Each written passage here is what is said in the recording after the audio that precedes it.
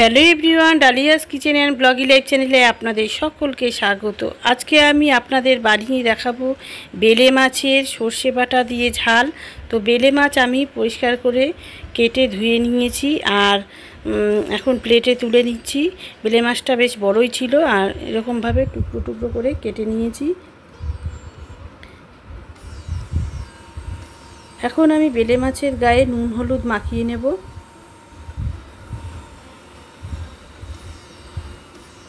তো এই তো পরিমাণ মতো হলুদ দিয়ে দিলাম।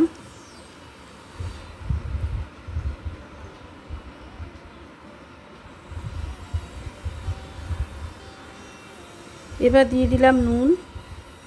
তো নুন হলুদ ভালো করে মাখিয়ে নিচ্ছি।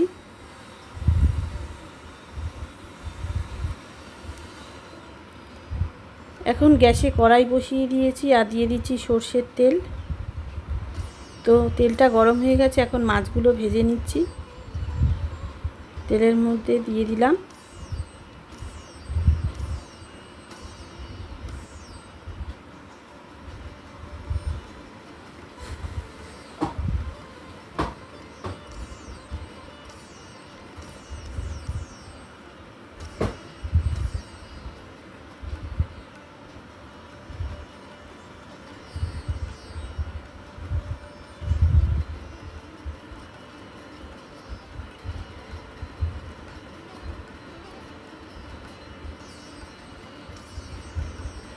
তো মাছগুলো ভাজা হয়ে গেছে, আমি তুলে নিচ্ছি।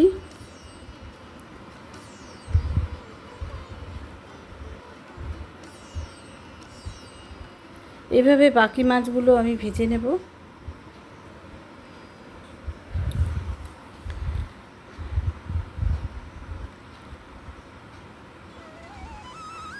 সব মাছ ভাজা হয়ে গেছে।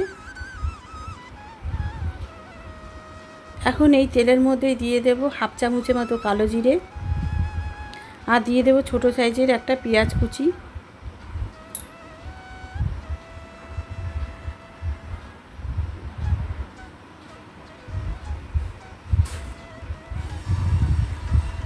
এবার দিয়ে দেব দুটো কাঁচা লঙ্কা চেরা।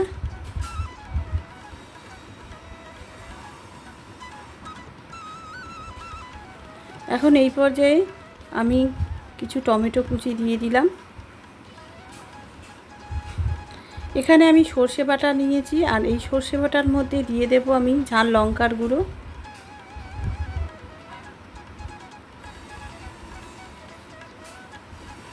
আর দিয়ে দেব জিরের গুঁড়ো, 1 চামচের মতো জিরের গুঁড়ো দিয়ে এবার আমি মিশিয়ে নেব।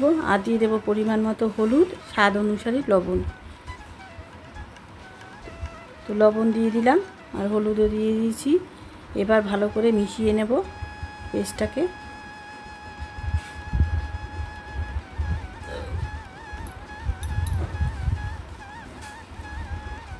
তো এই তো হয়ে গেছে। এখন এই পর্যায়ে আমি পেস্টটা ঢেলে দিলাম।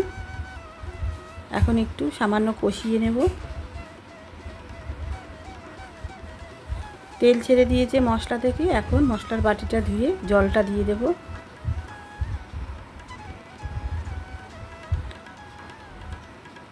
ঝোল ফুটে উঠেছে, এখন আমি ভেজে রাখা মাছগুলো দিয়ে দিলাম।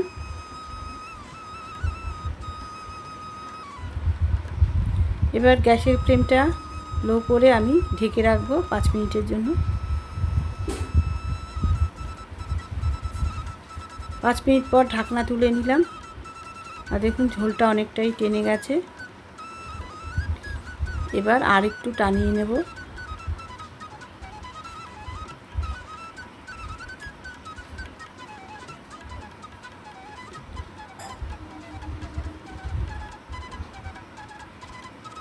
তো এই পর্যায়ে আমি 3টে কাঁচা লঙ্কা চেরা দিয়ে দিলাম।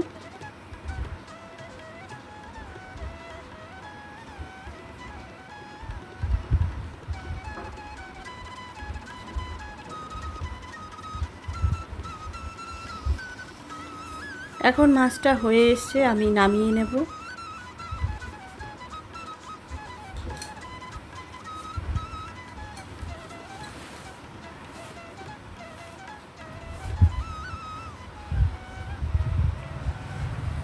এই যে নামিয়ে নিলাম। তৈরি হয়ে গেছে সর্ষে বাটা দিয়ে বেলে মাছের ঝাল। তো আপনাদের এই রেসিপিটি কেমন লাগলো কমেন্ট করে অবশ্যই জানাবেন। আর সাথে সাথে লাইক, শেয়ার এবং সাবস্ক্রাইব করে পাশে থাকা বেল আইকনটা প্রেস করে দেবেন। এখনকার মতো এই পর্যন্তই। দেখা হবে নতুন একটা ভিডিওর সাথে।